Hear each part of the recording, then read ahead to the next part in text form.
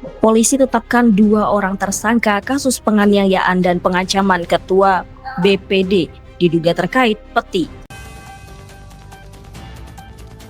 Kembali lagi di Metro Jambi News bersama saya Dewi Pratiwi.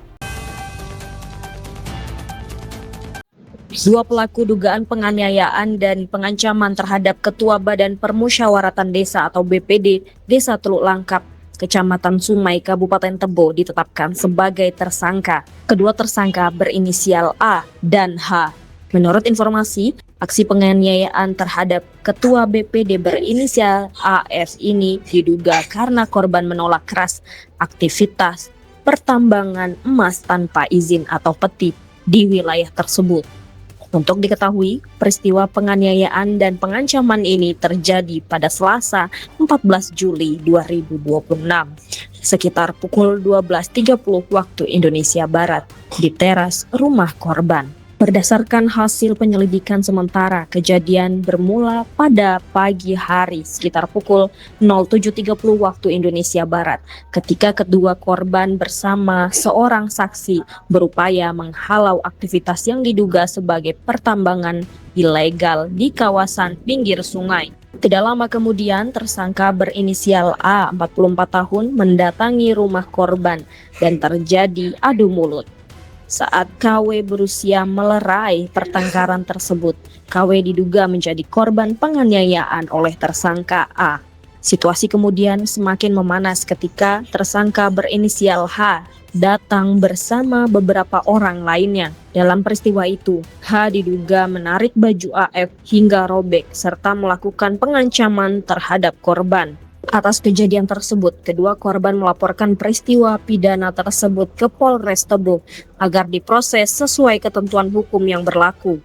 Berdasarkan hasil penyidikan, penyidik menetapkan A dan H sebagai tersangka atas dugaan tindak pidana penganiayaan dan pengancaman. Kapolres Tebo AKBP Trianto melalui Kasat Reskrim Polres Tebo Ibtu Rimhot Nainggolan menegaskan bahwa penanganan perkara difokuskan pada dugaan tindak pidana penganiayaan dan pengancaman sebagaimana laporan. Rimhot juga mengimbau seluruh masyarakat agar menghormati proses hukum yang sedang berjalan dan tidak mengambil tindakan yang dapat memperkeruh situasi.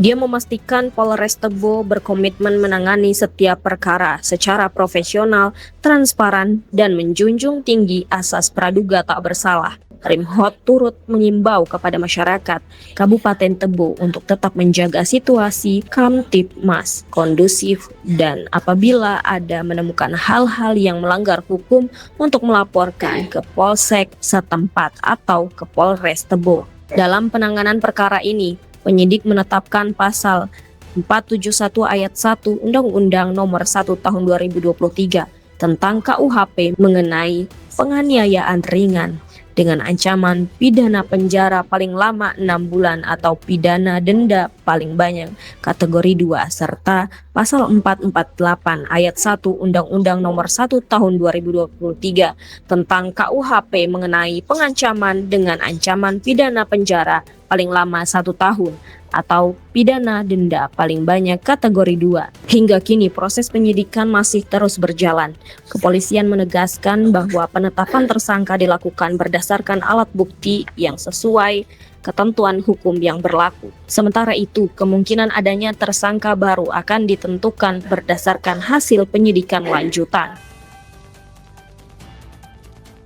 Nantikan informasi terupdate lainnya di Metro Jambi News.